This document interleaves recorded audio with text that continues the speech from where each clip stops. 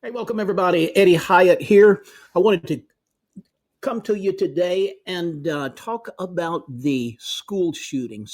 Another tragic school shooting at Apalachee High School in Winder, Georgia. Winder is a relatively small town, about 18,000 people, just east of Atlanta. It's considered part of the Atlanta metro area. We don't have all the facts in yet. The last time I looked at it, they were saying there had been four people, assuming they're students, had been killed, numerous people injured. A person was in custody. They weren't sure if it was a student, but it was a student aged individual, according to the reports.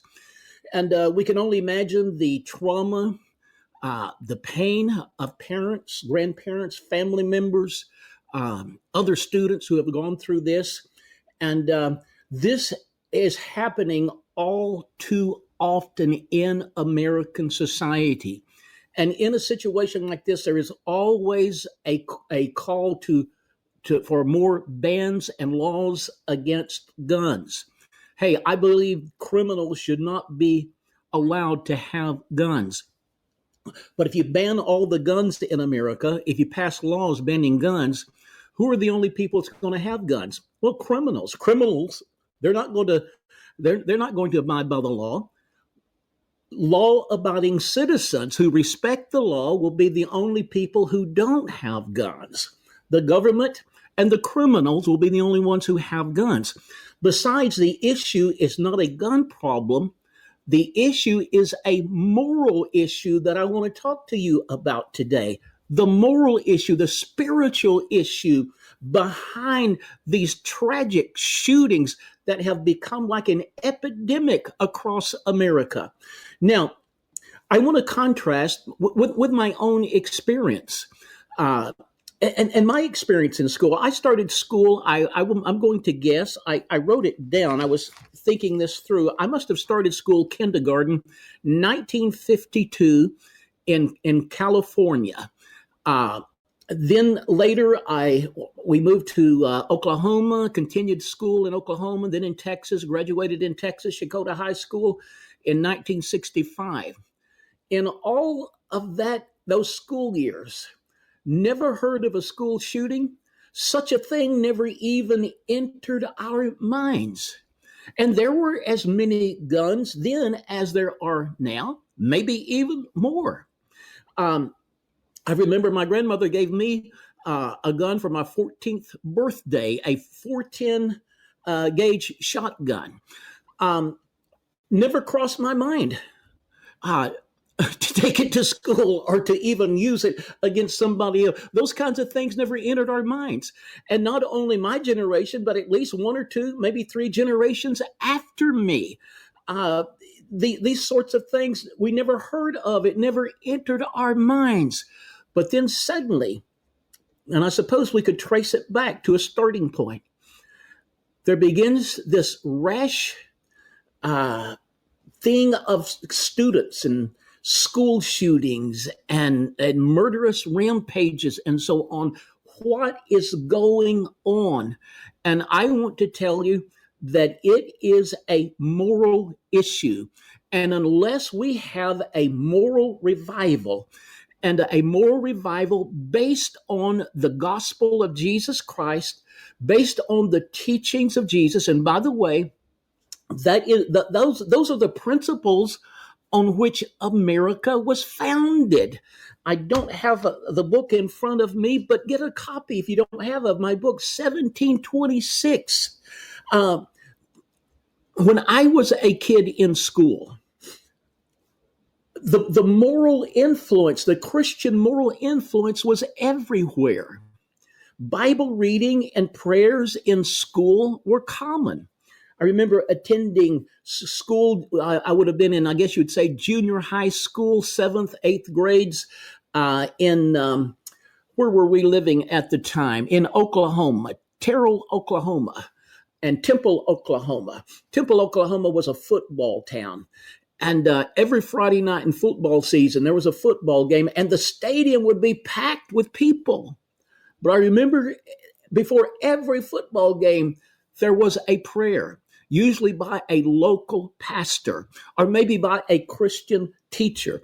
But there was no issue. Nobody complained about that.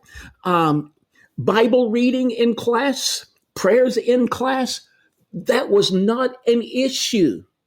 And it was, I have no question, it was the moral influence that impacted the culture. There was a culture of life. Were we perfect? Far from it. The human race is a fallen race, separated from God, with inner tendencies towards selfishness and evil.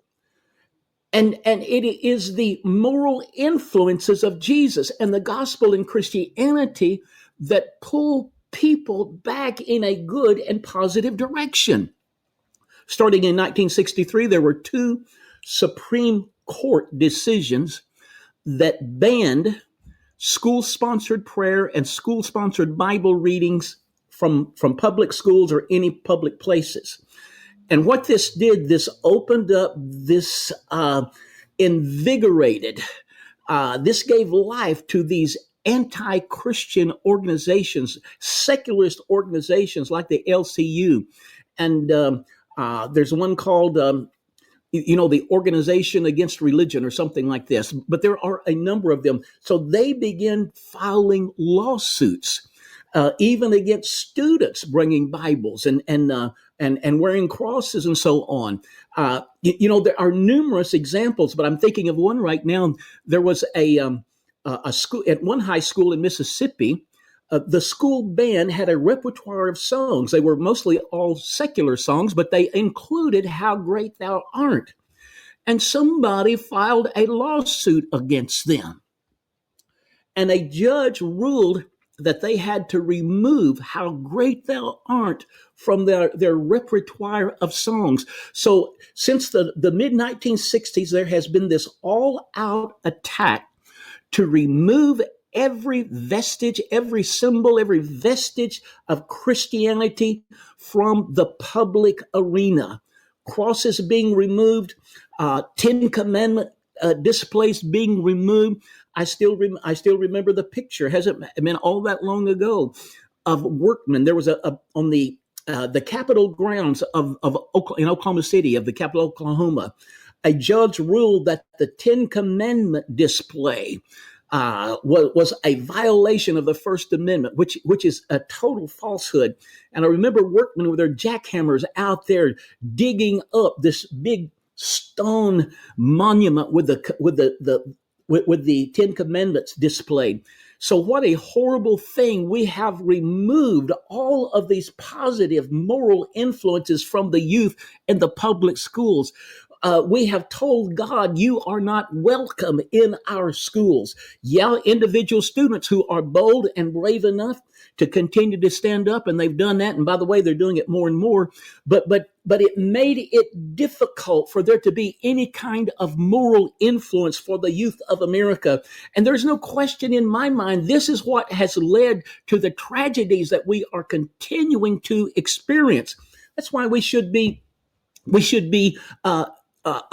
commending states like Louisiana and Oklahoma who are passing laws to teach the Bible as literature, not as a certain denominational doctrine or theology, but to teach the Bible as literature and teach what Jesus taught as history. And we should be commending them and supporting them.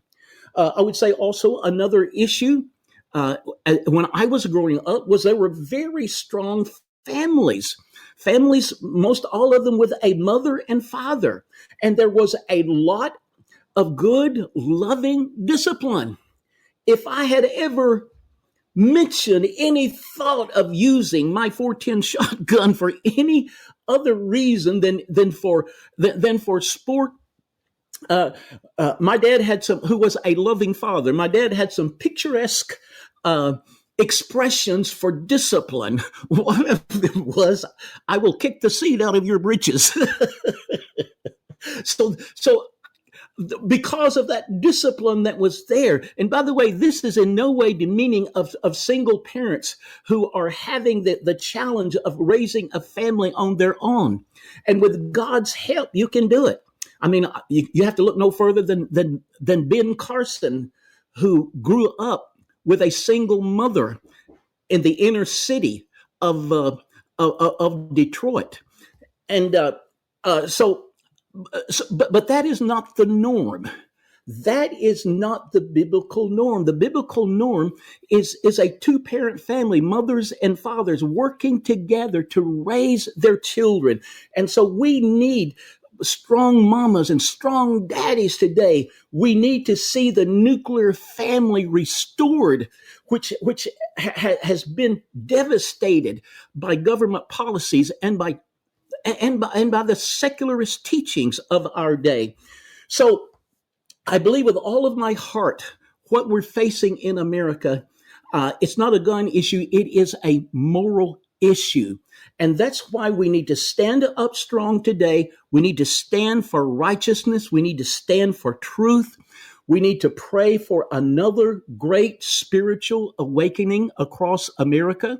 We need to pray and ask God to restore the principles on which this nation was founded. And I believe that we can see an end put to these kinds of tragedies. But it's going to take a cultural change as God's people take a stand. In closing, let me read to you something that God instructed the people of Israel, and showing the importance of keeping positive thoughts and images before them. And he said to them, "And these words which I command you today shall be in your heart. You shall teach them diligently to your children, and shall talk of them when you sit in your house, when you walk by the way, when you lie down, and when you rise up. You shall bind them as a sign on your hand, and they shall be as frontlets between your eyes. You shall write them on the doorpost of your house and your gates." In other words, you're to keep the positive influence of God's words and God's moral law. You're to keep them in front of you and your children continuously, because that will influence them in a right and positive direction. Let me just mention something else I just thought of too. Charlie Rich had a TV program from 1991 to 2017, was merely called Charlie Rich. He was by no means a conservative, but I heard him interview a sociologist one time, and I wish I could go back and find this program. But the sociologist had just led a very extensive study on the power of religious symbols, the kind of things the ACLU and the secularist organizations have been removing from schools and public properties. And this sociologist said one of the things they learned the power, that there is great power in religious symbols. And he gave one example that stuck in my mind. I never forgot. He said, "We discovered that a person is less likely to tell a lie if there is a Bible in view, sitting in view of them in the room where they are. That the very presence of that Bible exudes a moral influence, making that person less likely to tell a lie than if the Bible was not there." Folks, we need these positive images. We need the 10 Commandments. We need Bible verses like the teachings of Jesus. Do unto others as you would have them do unto you. Love the Lord your God with all your heart, soul, mind, and strength. Love your neighbor as yourself. Yes, we need a moral revolution in America. And a moral revolution will come as we turn to God with all of our hearts, as the churches in America turn to God with all of their hearts, and they move beyond just with a goal of making people feel good and entertaining people on Sunday morning, but they move towards the goal of truly making disciples, of helping people to become more and more like Jesus, and we can have a moral revolution in America and turn this situation around. Hey, I'm Eddie Hyatt, and you're welcome to follow me on Twitter, friend me on Facebook if you haven't already, and check out my website, eddiehyatt.com. And I will look forward. I'm interested in hearing your comments on this, and I look forward to hearing from you and seeing you next time. God bless you.